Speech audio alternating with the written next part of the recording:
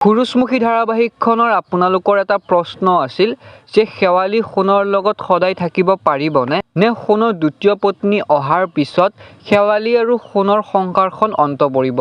লগতে আপোনালোকৰ আৰু এটা প্ৰশ্ন আছিল পৰী আচলতে কলৈ গৈছে, পৰীয়ে কেতিয়াবা ঘূৰি আহিবনে, ত্ৰিদীপ আৰু পৰীৰ মাজত সংসাৰখন পুনৰ গঢ়ি উঠিবনে, জানিবলৈ পাব আপোনালোকে আজিৰ এই ভিডিঅ'ৰ জৰিয়তে।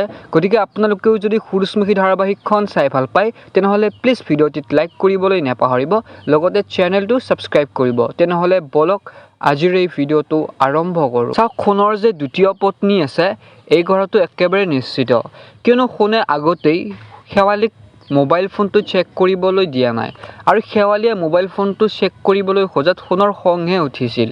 আৰু সঁচাকৈ যদি সোণৰ দ্বিতীয় পত্নী আছে তেনেহ'লে নিশ্চয় সেই দ্বিতীয় পত্নীজনৰ এণ্ট্ৰি হ'ব আৰু শেৱালি আৰু সোণৰ মাজত সংসাৰখন বেয়া হ'ব। লগতে আপোনালোকে দেখিবলৈ পাব পৰী ঘূৰি আহিব আৰু পৰীয়ে ত্ৰিদীপৰ সকলোবোৰ কথা বুজি পাব আৰু সিহঁতৰ সংসাৰখনো ভালকৈ আৰম্ভ হ'ব। এনেদৰে চিৰিয়েলখন অন্ত পৰিব পাৰে, কিন্তু এই কথাটো ইমান নিশ্চিত নহয়।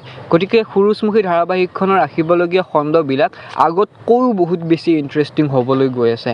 আপোনালোকে সুৰুজমুখী ধাৰাবাহিকখন চাই থাকিব, লগতে চেনেলটো মোৰ ছাবস্ক্ৰাইব কৰিব এনেকুৱা ইনফৰমেশ্যন ভিডিঅ'বোৰ পাই থাকিবৰ বাবে। ধন্যবাদ।